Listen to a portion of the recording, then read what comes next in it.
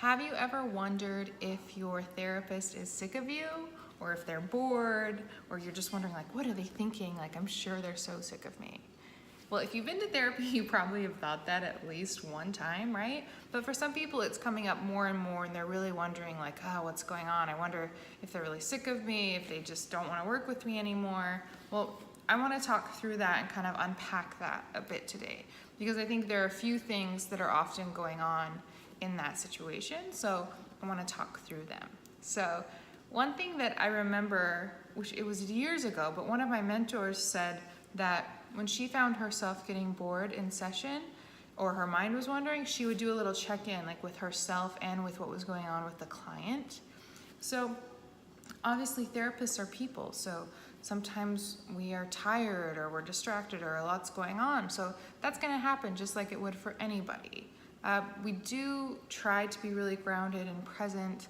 Like, I like to do some breathing or some little grounding exercises before a session so I can be really present regardless of what's going on in my life or in my day. So we do that, but there's still obviously going to be times where we are tired, or we're our emotions are a little bit more up and down. So that can come off in different ways. Like if I yawn in a session, it could be just because I woke up early and I didn't get enough sleep. But my client could read that as, oh, she's so bored of me, like, what am I even doing here? They could really read that wrong, right? So one of the things that I really like to do is really talk about all of those things and encourage people to check in about it and ask about like what they're thinking and what they're feeling. Because this is one relationship where you can ask anything that you're thinking and it's not weird. So if you're sitting in a meeting with your supervisor and your supervisor yawns, you can't be like, what's going on with you? Are you tired? Is it me? Is it something that I said? Are you bored with me? Can you please explain to me like what's going on? You can't, that would be weird, right? You can't do that. But in the therapeutic relationship, you can do that, and that's just fine. And that's a really cool opportunity that I think can be taken way more advantage of than people do, because this is a relationship that you can ask and check in about anything that you're thinking. And I really love when my clients start to do that, because then we can get into more things and we can get deeper. And a lot of times what's happening in the relationship, in the therapeutic relationship, is happening in other places in your life and with other people. So the reactions that I'm having to you or you're having to me, or the thoughts or the triggers, those are happening elsewhere. And we can kind of unravel that and understand that and work with that a lot. So it's a really cool opportunity to be able to talk about those things that you don't normally talk about. So if you're feeling this, I would encourage you to talk to your therapist about it and talk through it and see what you can get with kind of talking through it and see if you feel better after doing that. So that's one thing that I would suggest. But the thing that I remember more from my mentor talking about this was she would kind of use it as sort of a side note that maybe there was something else going on with the client. So if there's nothing really going on with me and I'm feeling really grounded, but I keep kind of wandering in a session with someone, she would kind of mark it off as like, maybe there's something going on there. Like maybe there's some avoidance happening with this person. Maybe this person isn't telling the truth. Maybe, there could be so many things, right? Sometimes people like talk around issues because getting to the center of it is too hard, or it hurts, or they don't know how to do it, or it's painful. So they're kind of like walking around it. Sometimes they're totally avoiding it. Sometimes they're embarrassed or they're ashamed, so they're kind of lying about it. So there's a lot of things that could be going on, but she would kind of make a note of it, like, I'm gonna check in about this because there seems to be something here that's not fully real and authentic, and there's something going on. So I think that's a good check-in that I think we can do with ourselves. So that's one of the things that if you're watching this because you're thinking, is my therapist sick of me? I would challenge you to think about, is there something that you're avoiding?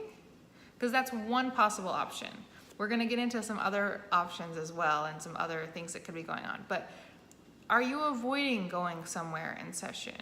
Are you avoiding going to the hard places? Are you avoiding going to the places that maybe you know would be helpful, but they hurt?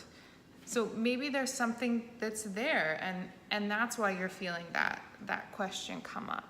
So did you go into therapy because you wanted to talk through trauma and work through your trauma, but it's just been too hard to go there? And maybe it still is hard, and that's okay. You don't have to push yourself there, but this can be a sort of check-in and kind of take the pulse on what's going on. Like, am I pushing myself? Am I not pushing myself? In what ways could I step forward?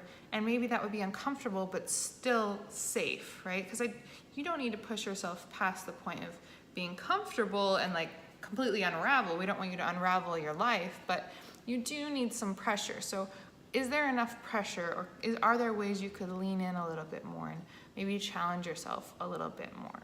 Because that could be something that is going on. I think I've mentioned this in another video in the past, but when I was in therapy in like high school, late high school, maybe early college, my therapist would say that she felt like I was just avoiding cleaning out any wounds. So she used that kind of metaphor. Like, if we get in there and clean out the infection or what's going on, it hurts in the moment, but then it will allow it to heal and it will get better. So she would kind of use that to push me to basically say, you're not going to the hard places and you're not being vulnerable and you're not going in there. But because you're not doing that, you're just sort of letting that fester. And maybe you're putting a Band-Aid on it, and maybe you're putting ointment on it, but the bad stuff, the infection is still in there. And until you dive in and clean that out, and that's gonna hurt, then it won't be able to heal. So if you go to the difficult things that hurt and you talk through the pain, you can get healing. You can get some healing from that. So that's one thing that I would say. Check in with yourself and see if there are things you're avoiding, and maybe see if there are ways that you can lean in to that pain and that vulnerability and that uncomfortable place a little bit, in a way that makes sense, in a way that would be still good for you. So think about that.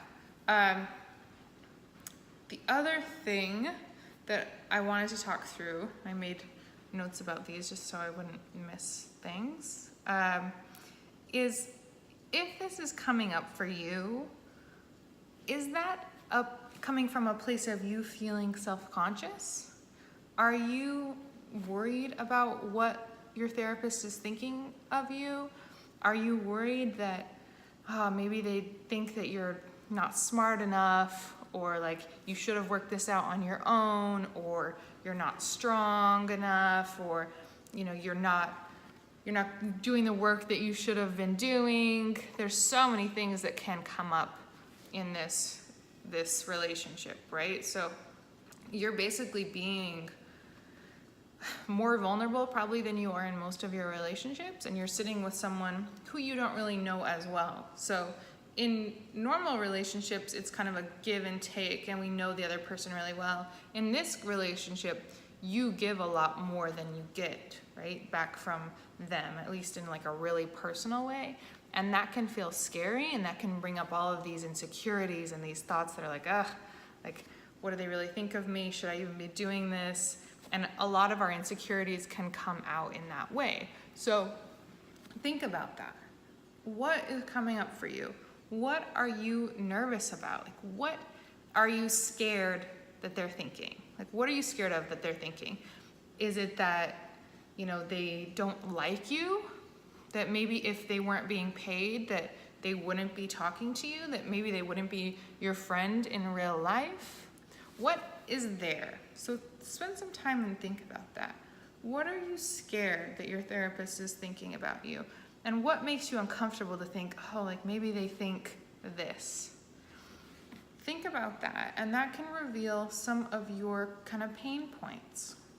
Those are probably some pain points that come up in other areas of your life, and some things that maybe hurt, and that maybe are areas that you need some more love and some more support on, because those are things that you feel bad about yourself with, and that those are kind of your trigger points. And if you feel comfortable, talk to your therapist about that. Talk to them about that, and just see if you can talk through it. Like, hey, this came up for me and I realized like this was what was going on and I feel really uncomfortable talking about it, but I want to bring it up and talk through it. That's a great way to address these things, because the only way to move through that shame and those things that come up are to voice it and to get validation for it.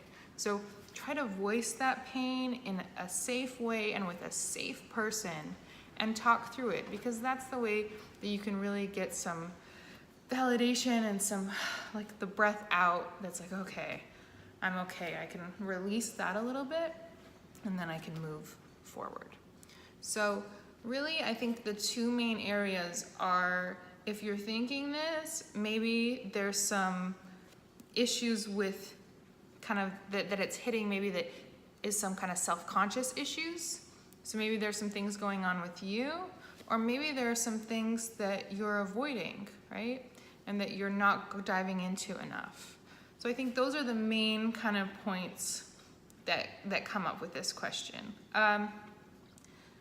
It also could be that you are sort of developing more feelings for your therapist than they are for you, or maybe that is kind of past the boundaries of a therapeutic relationship. So maybe you're getting more attached, or you're feeling like you want more from them, and that's making you feel more anxious and self-conscious. So that could also be impacting this.